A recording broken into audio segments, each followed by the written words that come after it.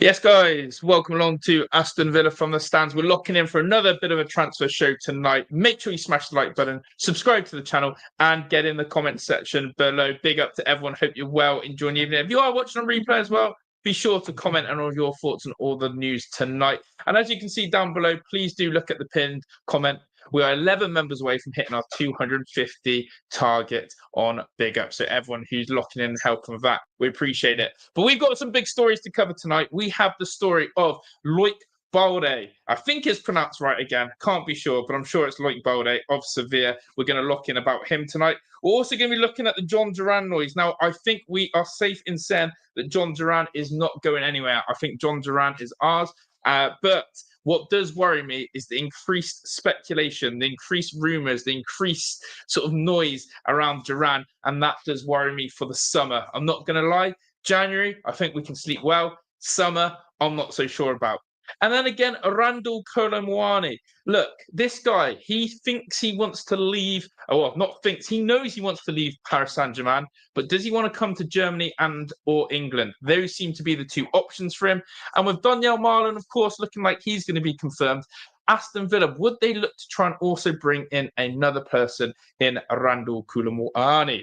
So make sure you smash the like button up. Make sure you get involved in the comments. Big up to my mum. Big up to my dad in the chat early on. Big up to Aviation Trains as well. How are you? And hope everyone is ready to lock in. Let's get into the first story then. And there's a background to this, and definitely 100%. This isn't a rumor. This for me is what I would say a massive dead cert of what's going to happen. And it's this. The reason why I think this one is going to happen again is it goes back to the second article I'm about to show you, but let's get straight into it. Aston Villa have expressed interest in Sevilla centre-back Loic Bade. Sevilla have asked for 22 million plus 5 million in add-ons and also the loan of Diego Carlos. This is the new meeting for this Wednesday. So on Wednesday, this meeting is going to take place about Loic Bade. Now, I'll show you the next article of why I think this one has a lot of scope. But I'm going straight into the price there. If you think about it, there has been mixed reports about Oscar Mingueza. We are unsure whether we are going to hit the 20 million release clause for Oscar Mingueza. One story came out and said, yes, Aston Villa want Oscar Mingueza. Let's go get him. And now all of a sudden we're pausing for a second and we're looking at Loic Bade. And Loic Bade has said 22 million plus add-ons. Now, why has this got a bit more fruition? Well, Mr. Monchi has been busy. Mr. Monchi has been very busy, and he has been found himself out in Spain. And this is why it was his second game. Rumours have increased after Monchi was spotted at Sevilla versus Valencia. The fact he was accompanied by Vidagani indicates it wasn't just a visit to his old club. Maybe Loic Bade. And this was 2 days ago. So all of a sudden, the Monchi deal of him going around scouting, doing his good work, has almost come to fruition. It seems too much of a coincidence that he's been out watching games, and of course, Sevilla, one of his old clubs. Too much of a coincidence for my liking. And I actually believe that this guy is now Aston Villa's new target. I've now changed my mind. I don't think we're going to be going for Oscar Mingueza, but we're going to be going for Loic Bade. Now, I want to know your thoughts in the chat if you know anything about this guy. We're going to go through something about his profile in a second. But big up to everyone in the chat. Keep smashing that like button. And, of course, get in the comments. Big up to Aviation. Ilias, he says, look at the Fabrizio Romano. Exactly. I'm going to go to that story about Jhon Duran in a second. Big up to Meekin is in the house, as always. And Placid, the big up. I'm really happy for the Marlin signing. Absolutely. Look, I want to know, have we gone after and changed our tack on the new defender? As I said, 22 million plus 5 million add-ons. The reason why I like the idea of add-ons is because add-ons means that we can add a bit more value to the player. Now, if you remember, Oscar Mingueza came from Barcelona. He was then played a few years for, forgot now, is it Celta Vigo? And has basically a really good injury record. But a lot of people have basically said, hold on, this Oscar Mingueza, hold fire on him. He's not as good as you may think. And that's reading around a few Spanish people. They said that he's actually not as pacey as perhaps we would like. And second of all, there's a reason why Barcelona got rid of him. And I always think about that. If Barcelona get rid of you, what is the reason behind it, especially at such a young age? So let's have a look then at the guy that Monchi has been out, as I said, the Sevilla centre-back in Loic Bade. He has what I think a fantastic injury record as well. And if we come to this transfer market stat here, you can see in this season La Liga, he's played 15 games, 1 assist. We're not looking for goals or assists from our centre-back, although, as we said, Oscar Mingueza at right-back had 2 goals, 5 assists. That did seem quite appealing. But with Loic Bade, he's played 1,280 minutes. Now, I had a look at his record of why was he missing so much? What's his record been like? Well, that's for him in terms of the French national team. So let's just start in terms of the international player that he's been of last year. Loic Bade has not been able to break into the French starting lineup. And look, in all seriousness, that French defence is quite stacked. It's taken Luca Dean a while to work himself into the French first team, national team. But now, if you look at the record of Loic Bade, he's had 2 hamstring injuries that ruled him out. Then he got in the bench, but no minutes. And then he wasn't picked at all. So a little bit hit and miss there on the international stage. Just to also confirm, just for those who are wondering about who he is, he's 24 years old. And again, he is 191 centimetres tall. So that is it. But he's yet to make that appearance for the French national team at 24 years old. And to be clear, Sevilla gave him a really long contract, a 6-year deal. And he finishes his contract in 2029. So we'd be halfway through his deal, hence why the price is inflated. Now, this is his season so far. As you can see, he's a 90-minute man. If he plays, he's starting. Had 1 hamstring injury there, 90 minutes, and a few muscle injuries there. So my only concern is that this guy seems to pick up a few injuries here and there. And I want to know why. Why is that? Why is someone like Loic Bade picking up these injuries here and there? But when he's fit, when he's available, he's ready to rock and roll for Sevilla. Sevilla, known for being a hard team to break down, hard defensively to play against, very much a hard team to beat. But yeah, big up Meekin said, wonder why all the Wesley talk went quiet. He looks awesome. Yeah, again, Wesley Franca, maybe because of the scouting, maybe because of the South American links. It's harder maybe for us to do the real deal, the real business on him. But going straight to the sort of cut and throat of Loic Bade, he's a guy that when he plays, he starts. And in terms of his positioning, very much the same on that centre-back, on that right-back positioning, but prefers more central. So, look, that for me is the sort of new defensive focus. I feel like the Oscar Mingueza deal may go south. I actually think we may not go and get Oscar Mingueza, and I feel like that deal could absolutely change the tide. And that would be interesting, in my opinion. There's been a lot of talk, as I said, about, we were going to trigger and activate his clause, and it was basically a deal done. And now this Loic Bade interest has really sort of derailed and changed my thoughts and focus on that. So big up to Amadou Onana, who's in here as well. And Meeks says, to be fair, everyone picks up injuries at Villa. That is true. That is very true.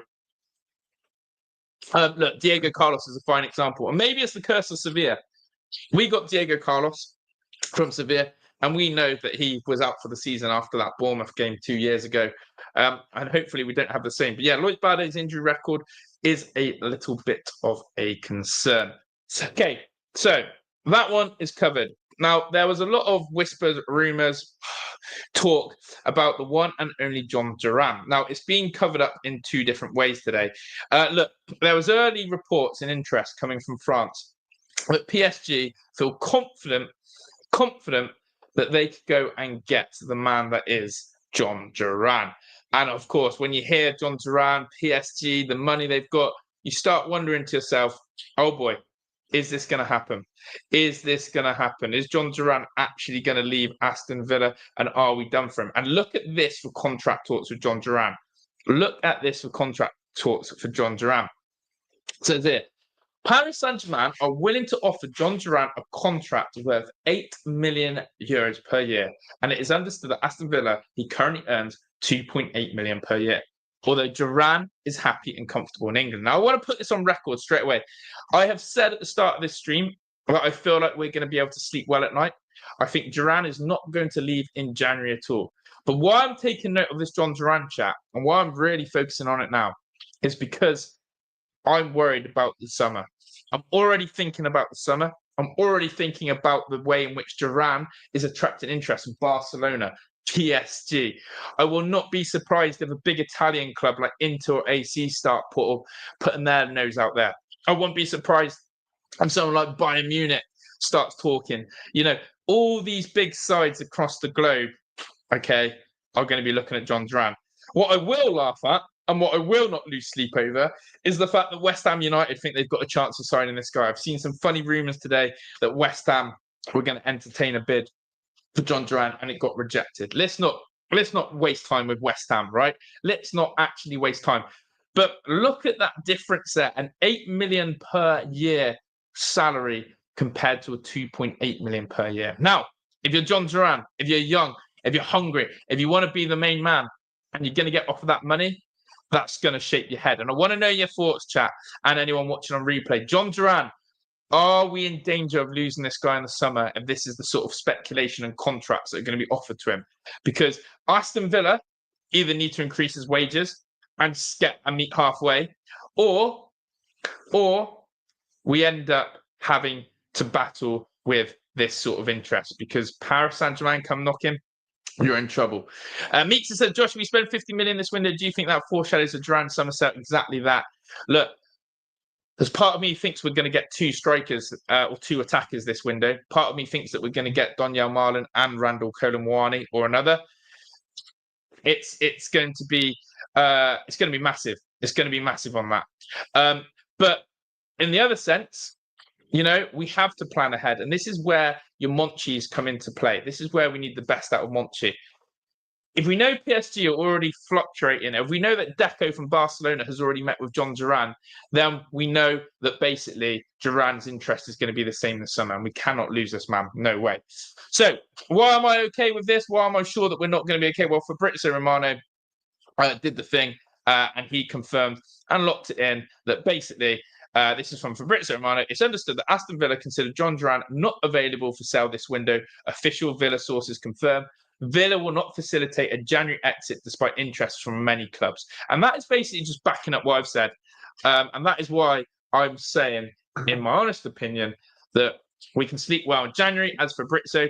But honestly, I think we actually need to prepare for something crazy to happen. Now, Jhon Duran, Ollie Watkins debate always comes into fruition.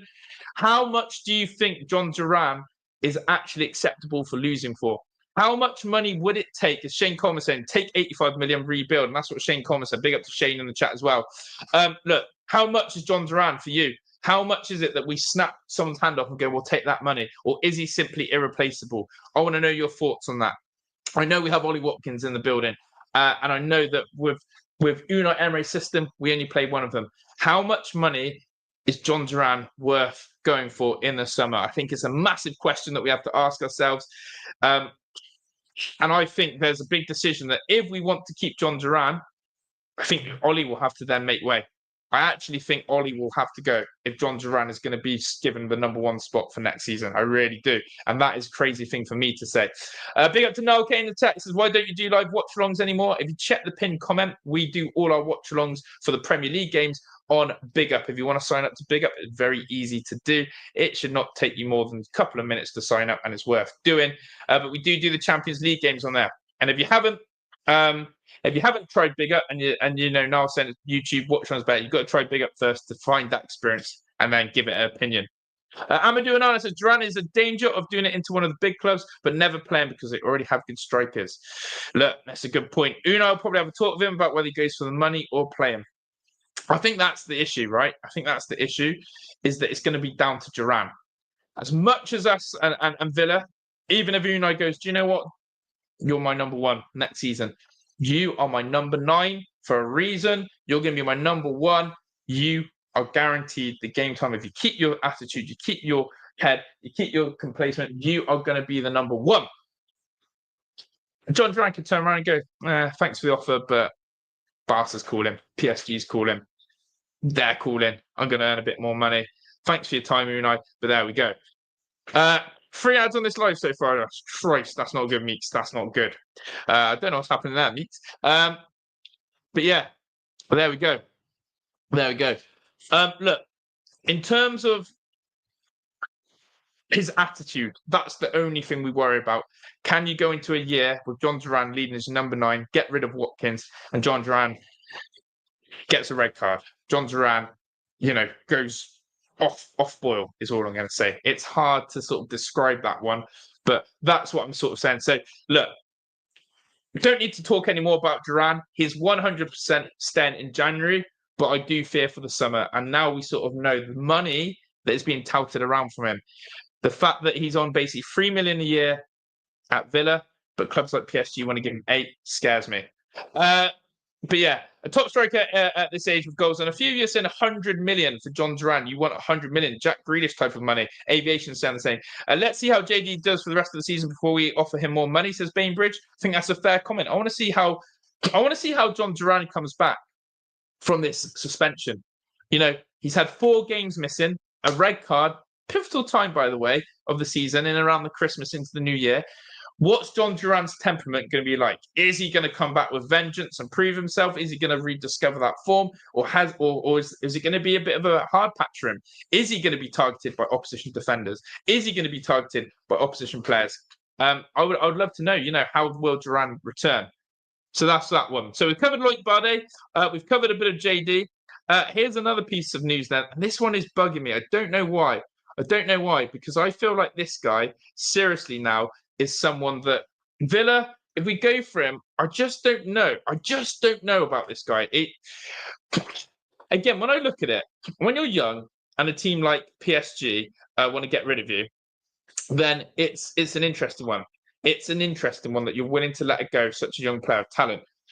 Big up to Leslie. Paces of you sort out defence first, current 2 week. Keep it strong at about 100%. We should be focusing on our defence. Hence why I think, I thought we were going to get the Oscar Mingueza situation tied up, done, dusted, tick, activate the clause. Pause. We've actually now stopped. And now it seems that with Monchi going out and watching Sevilla twice, by the way, it looks like Loic Bade is that man. Bainbridge said Ollie's proven over a few years. Duran has looked good over the last 5 months. Need to put context on it. I agree. And Meeks, no way, pal. I hope you're up to something good and fun. And Leslie reckons 85 million for Duran. So, Randal Kolo Muani, the man that Emi Martinez, if he ever meets Emi Martinez and if he does play for us, I think Emi Martinez will haunt him for the rest of his life. Because I always say this. The only reason I remember this guy, Randal Kolo Muani, is because Emi Martinez at 3-3 in the World Cup final in the 119th minute stopped this guy from winning France the World Cup at 4-3. If you know, you know. It was that world-class save. Emi Martinez puts his feet out. World-class save from Emi Martinez, and it stopped Randal Kolo Muani winning the World Cup for France. I don't know how that guy could sleep at night. I don't even know how that guy could come to Villa knowing that Emi Martinez is in there, but that's a whole different story. So look, it says here, Randal Kolo Muani will leave PSG this month. He does not want to move to Germany, and is deciding between England and Italy. Now, there was a bit of a chat about Villa and Randal Kolo Muani and our interest in him. Now, I don't know if anyone's got much update on Randal Kolo Muani and what they know about him, but this came in from Fabrizio about him. And I think this is where we have to look at it. And by the way, big up to everyone in the chat. There's 50 of you in here. Make sure you smash a like. Subscribe as well, and I'm loving all the interaction in the chat. I do try and answer all the comments where we go. So Fabrizio today, I'll just check the timestamp on this. It was today at 5:10. He said, and this is an interesting one, Juve and Tottenham have both made contact again today with Paris Saint-Germain for Randal Kolo Muani. Manchester United called last week and remain informed on developments, but Rashford exit will be a key factor. PSG insist on their conditions, but Randal Kolo Muani will 100% leave. Okay, so if Spurs are going in for Randal Kolo Muani, I'm asking the question, why aren't we? Why are we not a more preferential option than Spurs? Well, we know the reason why, and it bugs me to say this, and this is where I look at the João Felix situation. I think there are a lot of European players who are still not putting respect on Aston Villa as an entity and as a football club. Basically, even playing Champions League football is not enough. Because we are not part of the Cartel Six, the Sky Six, I refuse to call them the Big Six because they're not anymore, because Tottenham and Manchester United are not part of the Big Six. But because of the Cartel Six, the Sky Six, because Tottenham is based in London, it seems a more attractive proposition for someone like Randal Kolo Muani. But I just think that, with Spurs trying to come in for him, I still think it doesn't quite suit the way Spurs play. With the fact that Spurs are still trying to find their feet with Brennan Johnson, with Richarlison, with Kulusevski, with Son. I don't see that signing working. I don't see Randal Kolo Muani and Spurs as a thing. So when you look at it in hindsight, Donyell Marlin and Randal Kolo Muani do bolster Villa's squad. Randal Kolo Muani does bolster Villa's squad. It gives us more options. But second of all, it does plan for an exit in the summer. Okay. So Donyell Marlin and Kolo Muani, for me, are two players we should be in with. And look, Shane's asked, do we need Kolo Muani? Well, the question I'm going to ask you, Shane, is do you trust our squad depth right now? Do you trust our squad depth right now? Do you trust that Bailey, Jacob Ramsey are the only two wingers we're going with for the rest of the season and into the summer? If a wide forward is available for a good price, Donyell Marlin, 22 million, thank you very much. Kolo Muani, similar value, thank you very much. Because I'm telling you, in the summer, those players become 40 million players, 30 million players. The inflation in the summer is massive. So I think we have to think strategically. I think we need to bolster the options in there because we've already seen the impact of losing Jacob Ramsey for a few games. When we lose Jacob Ramsey, Morgan Rogers gets forced out wide. John McGinn has to go play out wide. The whole reason Aston Villa have had imbalance this year, not only defensively, we know we've been calling out for that right back position, but I'm telling you now, the imbalance of not having out-and-out wide forwards wingers has killed us. It has killed us because we've had to play square pegs in round holes. John McGinn, as much as we love him, is not your right winger, is not your left winger. But I love McGinn because he goes and does a shift out there week in, week out. Morgan Rogers, we know Morgan on the left is not the Morgan Rogers we like to see cooking. We like Morgan Rogers central. So we are reliant on a Jacob Ramsey who's injury prone, and we've got a Leon Bailey who right now looks like Bambi on ice, and I feel for this guy so much. By the way, big up to Ken M in the chat. He said, I can't see your live show. Ken, we're live, and you've just super chatted, so hopefully you can hear and see me. Do let me know. But big up to Ken M. What a guy. Thank you very much for that. And appreciate the super chat. But yeah, listen, Bailey, Jacob Ramsey, we need someone, we need more depth. And I think going into the depths of the competitions in the Champions League, Premier League push, and the FA Cup now, let's get those wingers in. And I'm being greedy and saying, let's get Donyell Marlin in and let's get Kolo Muani in. And if Spurs are after Randal Kolo Muani, then why can't we? So those are the sort of three players there. By the way, Heidi is making a delicious dinner for me in the background. Yeah, we're happy with that. Now, going back to Loic Bade, I'm just going to go for a little share screen on here and go to this, which is the reason why we need to get our defender in Loic Bade or Oscar Mingueza, whichever one, so we can get rid of Diego Carlos. Now, this is the maths here. Diego Carlos is going for 13 million euros. Say we sell Loic Bade, say we sign Loic Bade for 22. We're paying 9 million for what I would hope be an upgrade on Diego Carlos. So let's put it into that perspective. Diego Carlos, this Fenerbahce story is not going away. I am absolutely convinced that Fenerbahce will be signing Mr. Diego Carlos. The big question is, how quickly can we get this done? And I think that we will only facilitate this move once we get either the next replacement. And that is why I'm hoping that we get this situation sorted. I think it's easier to get rid of someone like Diego Carlos. And so what do you guys think? When you put it into perspective, Diego Carlos, has anyone still got faith in Diego Carlos flourishing at Aston Villa? Or are we all a bit like, do you know what? This guy, we've been patient with him. He had his injury when he first joined. We've tried to see him. He's had a couple of good games, but apart from that, we just cannot rely on this guy. And we think there's better out there, and we're going to go and get better, hopefully, for £9 million more. It's a bargain, in my opinion.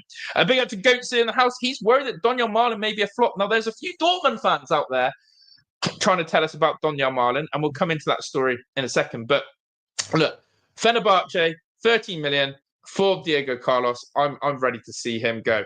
And look, this is another reason why, of course, again, this is another reason why we know that Donyell Marlin is 100% going because of this. Have a look at this story right here. This is coming from the live Borussia Dortmund account.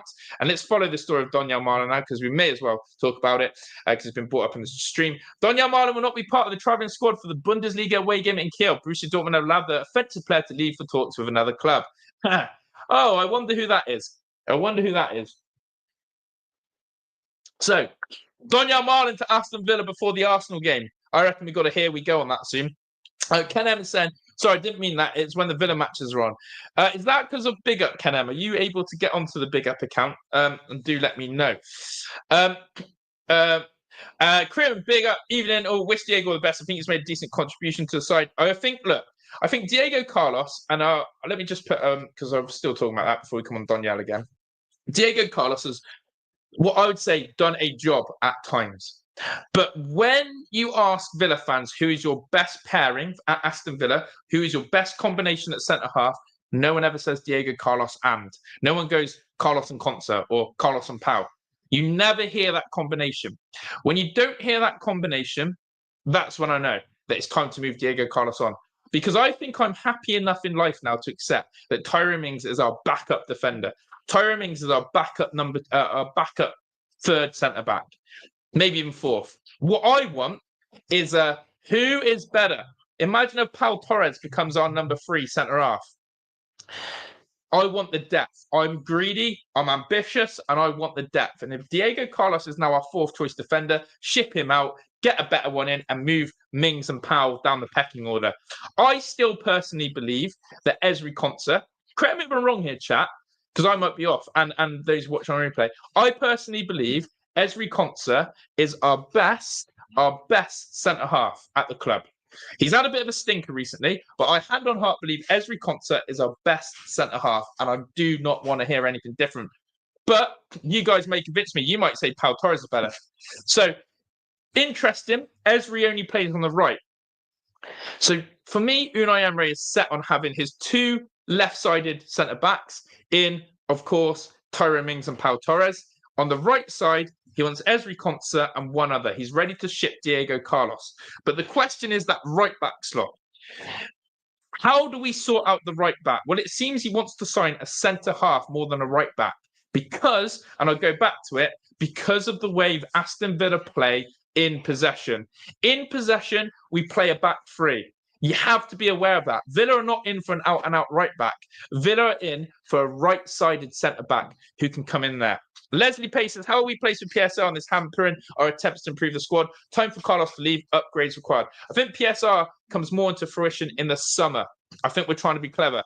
And absolutely, this is what we're saying, Steve. He says, if Carlos goes to Fenerbahce, does that scupper the Sevilla CB deal? No, it basically means that will happen. Carlos won't leave till we get someone in. Carlos won't leave till we get someone in. By the way, big up to everyone in the chat. We got 64 of you in live. I really appreciate all the support tonight, and I'm loving these debates with you all. Do make sure you're smashing a like. Do make sure as well you're getting involved in the comments. Shane is saying PSR is a joke. Top 4, take 4-point deduction, spend big. Exactly. And a lot of people are saying Ezri Konsa is 100% our best centre half, which is what I want to talk about. Because for me, I think we need an upgrade on Diego Carlos. Now, little story here. As I said, Donyell Marlin. I'll share it again. And big up to everyone. By the way, I've got banging dinner tonight. If anyone can guess what I'm having for dinner, then you win. You win a fist pump because it's unbelievable. Bip Goutman says, you sound really good in 1.5 times speed. I've never listened to myself at that speed, but that's good to know. That's good to know. So, Donyell Marlin is not travelling with Dortmund. So he's 100% leaving. 100% leaving this week. And I know that Villa are going to get this done. Just to finalise that sort of Donyell Marlin situation on sort of the price, what we're looking at. People are trying to worry me and say, look, Borussia Dortmund fans are actually happy that they're losing Donyell Marlin. Borussia Dortmund fans are actually saying, do you know what? We're having our pants pulled down. Now, anyone remind me who has said that previously about what we've said? And look, and this is what someone said, a Dortmund fan. I want to show you this comment here because I think it's really, really important to show you. These are like German fans' perspectives. Oh no, where's my computer frozen? There we go. It says here, played like 5 times on the position he was bought for, got wasted all the season as a winger, and yet is the most reliable scorer we had while on the wrong position. Can't blame Donny, all the best to him. Basically, Borussia Dortmund have wasted this guy's talent. But what I like there is the most reliable scorer comment. This is from a German fan. Most reliable scorer. Love it. So we've now got a bagsman, hopefully, another bagsman. Because let's be honest, with Jacob Ramsey and Leon Bailey, and to an extent sometimes Morgan Rogers, I wouldn't call them reliable finishers.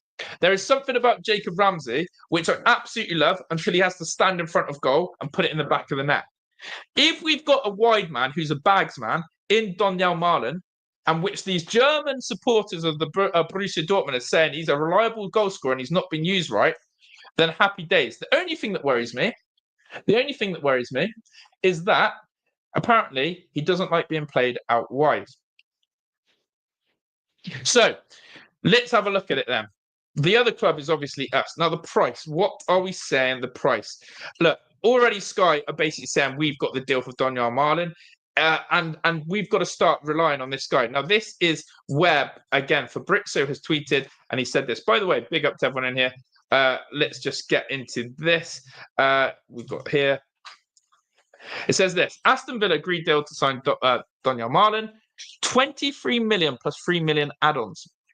We keep I think getting players around the 20 million mark is a real good piece of business these days. In this current age, 20 million is cheap as chips. 20 million for me is absolutely a bargain in this day and age. We get overinflated prices. Look, I'll go to one of our own. Onana. Amadou Onana was 50 million. And he's a similar, 50 million. 50 million. That's an inflated price for a summer window. We're getting, hopefully, a centre-back for 9 million because I'm putting the Diego Carlos in the sale there. And then we're spending 20 on Donyell. What we need is Philigine's money. And what is Claudia saying? So Philogene has basically played for Marlon, right? That's what I'm looking at as.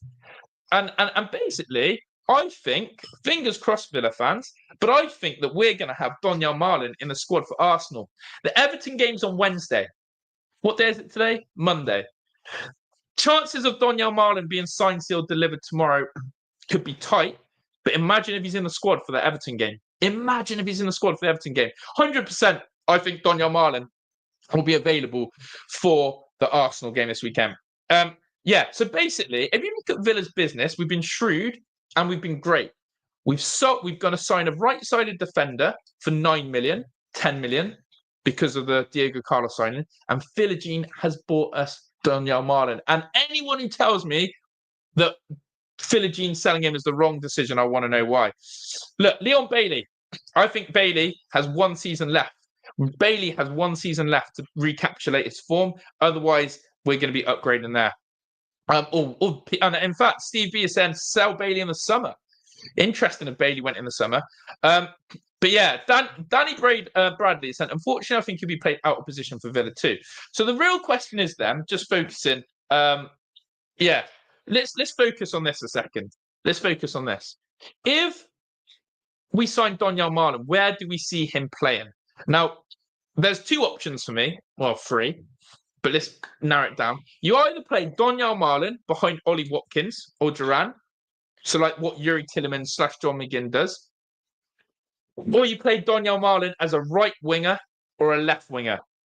I think the left-hand side is locked down between Jacob Ramsey and Morgan Rogers. So I see the right-hand side as only Leon Bailey's role. In that sense, if it's only Leon Bailey on the right-hand side, Donyell Malen walks into that. However, imagine Donyell Malen just behind Ollie Watkins Duran. Could be lethal. And if Donyell Malen, as this Borussia Dortmund fan has sort of tweeted and said, has been played out of position out wide, but is one of their most reliable goal scorers, imagine having that second striker in Donyell Malen.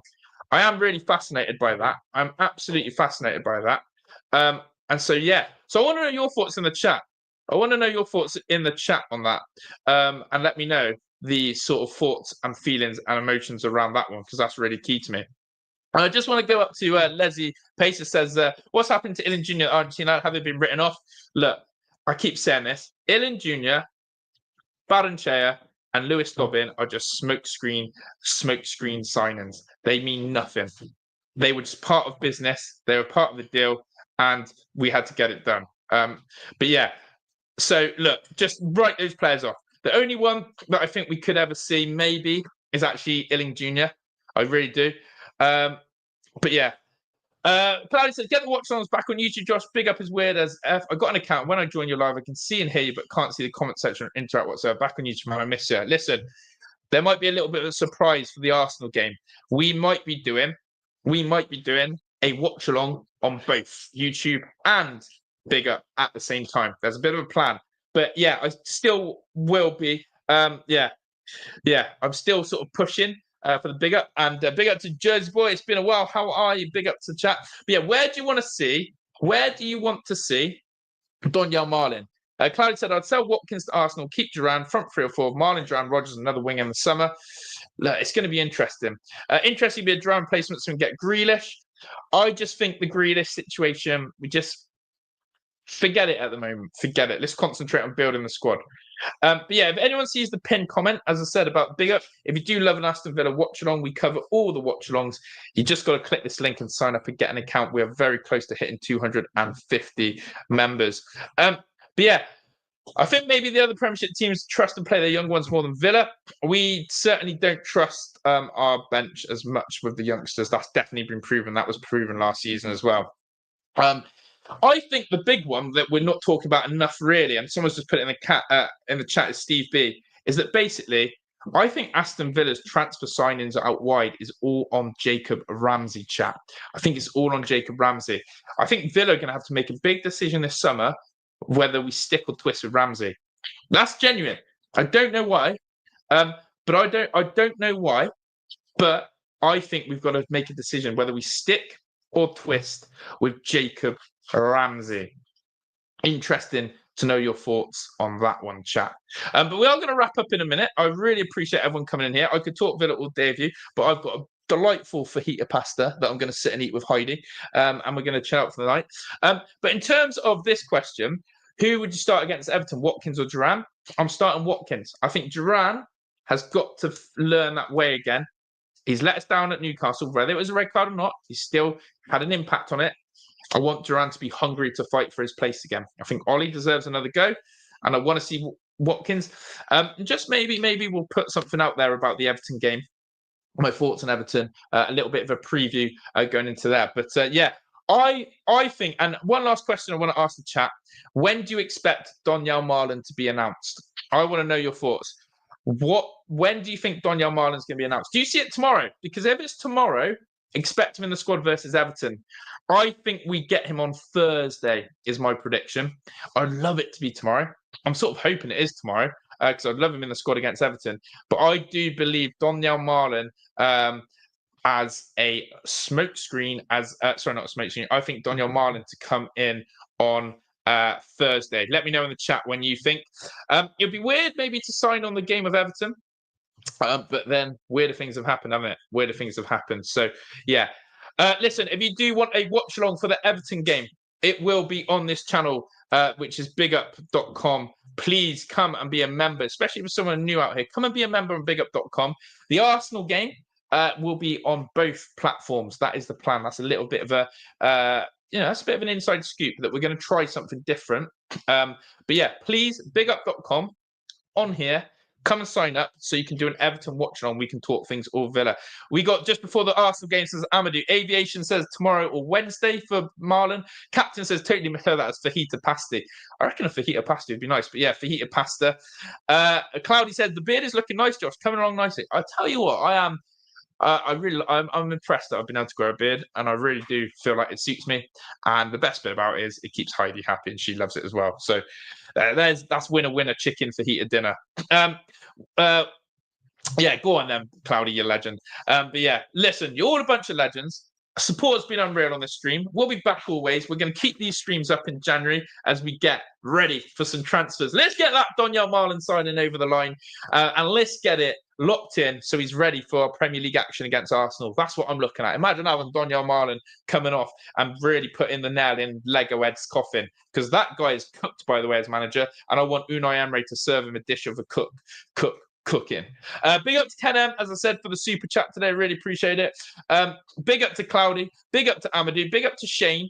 Big up to Steve B. Big up to Captain, to Krim, to Bongo Bongo, to Jersey Boy World of Football, to Danny Bradley, to Leslie Pace, to Amadou, to Goetzer, and to everyone else who's just either been listening in or tuning in. Then I really do appreciate your support, because every view, every comment, every sort of like really helps the channel. And as I said, we're on the way now, chat, to that magic 250 members. Go on then, up the Villa. Come help a man out. Let's get that to 240. Put a smile on my face and get this number here to 240. Who's going to be the person who steps up and does it? The link's in there. There's no excuses. I'm out of it. Up the Villa. Let's see you all very soon for the watch along and maybe some surprise content tomorrow. Big Galton, big up to you as well. I'm out of here. Ta